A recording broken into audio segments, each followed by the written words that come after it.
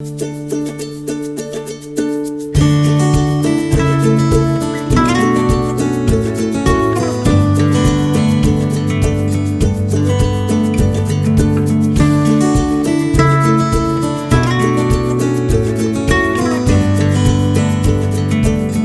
my name's Emily, and I'm a homeschooling mum to 3 boys. We've got Finn, who's 12, Edward, who's 10, and Henry, who is 7.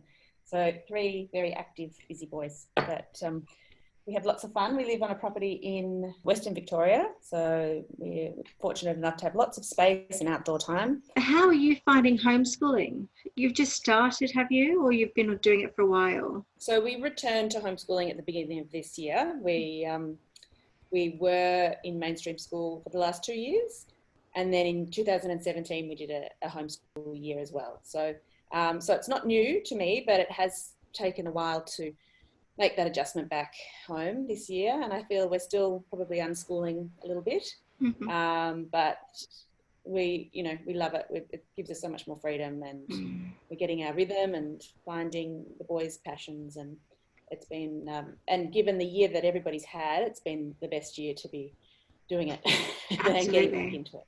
Yeah, absolutely. Yeah. And so what does that mean to you? How does that fit into your life, unschooling?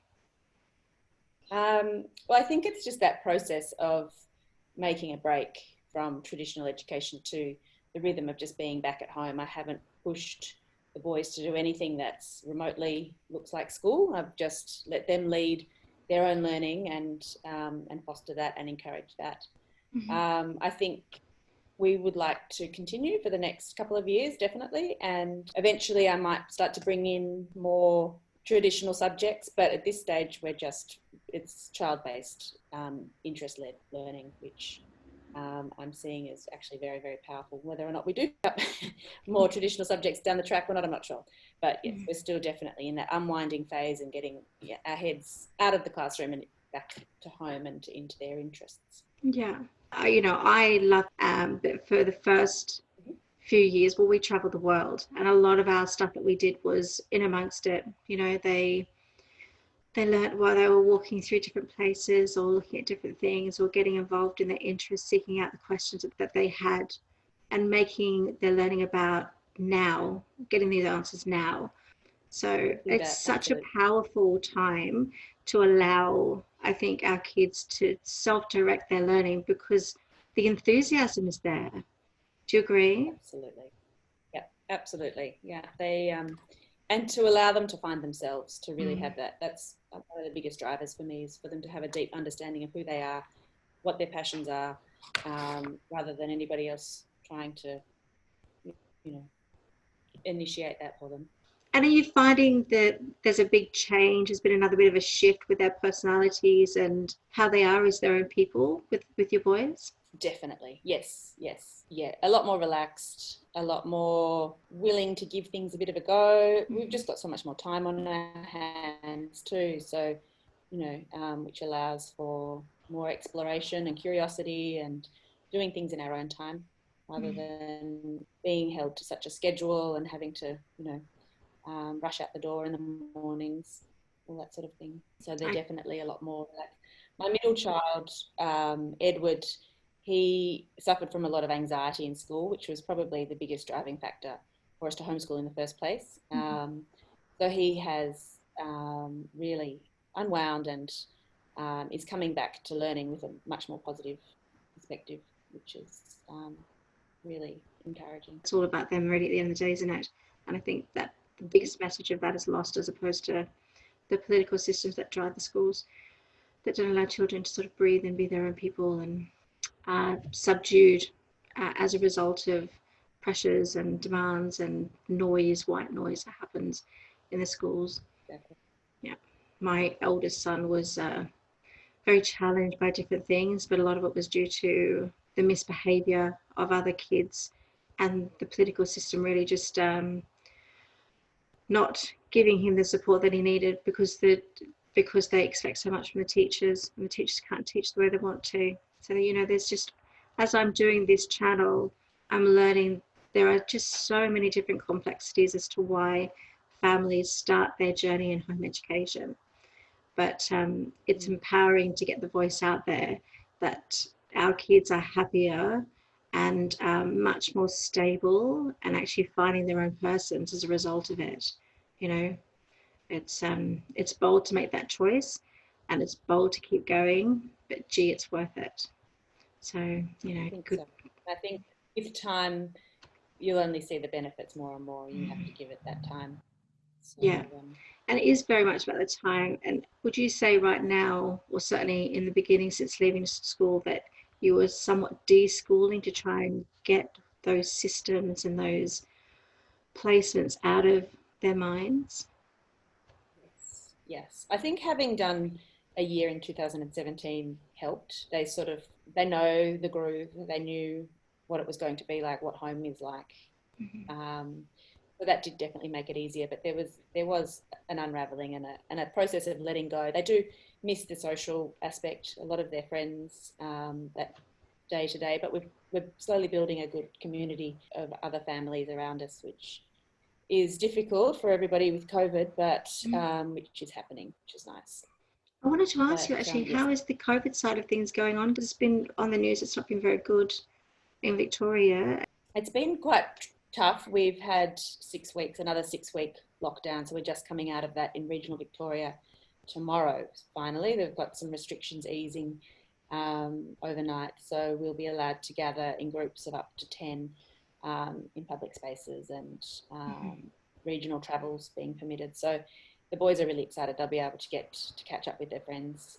They've already got plans. One's got a party on Monday and another's catching up with a friend on Saturday. So they're ready, very ready to see. But it's been tough. We haven't. We've just been at the farm. There's a good 6 weeks, and but like I said earlier, we're so lucky with the space we've got. Uh, we're on 5,000 acres out here with sheep Wow. and on a very big property. So the boys just they've got room to move and space to be, which is great. You could house a town on there. That's incredible. It is, yeah. And how's your photography So business going? Have you found that that's been a bit challenged too? yes, yes. So I haven't been taking any bookings since the lockdown started. I've got a couple in the pipeline, a couple of maternity shoots and newborn shoots, but with restrictions on hospitals and things, that means I, won't be able to do what we normally do. We'll be hopefully doing more in-home shoots, but it's definitely dried up. But I think with the easing of restrictions, they're going to allow photography to happen without masks. So I'll wear a mask, but I think my clients will be permitted to not wear masks in public. So that means we should be able to start getting back into shooting in outdoor locations, which will be good. Yeah. What sort of photography do you do? I'm a natural light lifestyle photographer, so mostly families, which I love doing, and newborns, maternity, families. A few sort of corporate jobs come up now and then, headshots, that sort of thing. But my passion is photographing kids, really, little people, Yeah. all the little details. They're just so innocent and playful. Yes, Yeah. yeah. Those moments that are so short that you just want to capture. Mm. I had a photographer come and offer to do a birthday party for my son. Photos were amazing. We Ah, sat back and fantastic. watched it at the end. It was so precious. Got to capture those moments. Good. Yeah. Yeah. No, I'm addicted to my camera. I'm always taking photos of the boys and our adventures. So it's been nice with actually not having as many client shoots. I've been able to focus on my own personal projects, which I've been loving too. So Mm-hmm. the boys are probably getting a bit sick of it because I'm always taking their photo instead of others. But it's been a good time to reconnect with Definitely. them. So Yeah. yeah. Mm. And look, is there anything that you would like to offer the homeschooling community that are home educating their kids that you would think that's of benefit?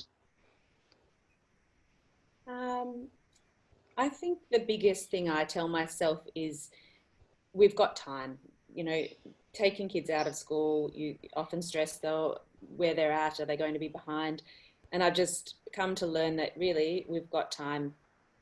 They don't need to to be at a certain point, everybody can do things in their own time, and kids learn in their own time. And I've just seen the power of that start to play out. So I think take a deep breath. We've got the time on our side. When you slow things down and you're not working towards somebody else's program, you're working towards your own program. I think that's a really powerful thing to remember. Powerful words said, and so true. Well, thank you so much, Emily. I really appreciate you joining me here at Schooling Discoveries, and look forward to seeing more of what Finn has done for his future Harry Potter wands. Fantastic. Thank you for having me. And You're welcome. Thank you for what you do. Oh, thank you so much. Pleasure. All right, you take care now. Okay, thanks, Addie. Cheers. Bye-bye. Bye.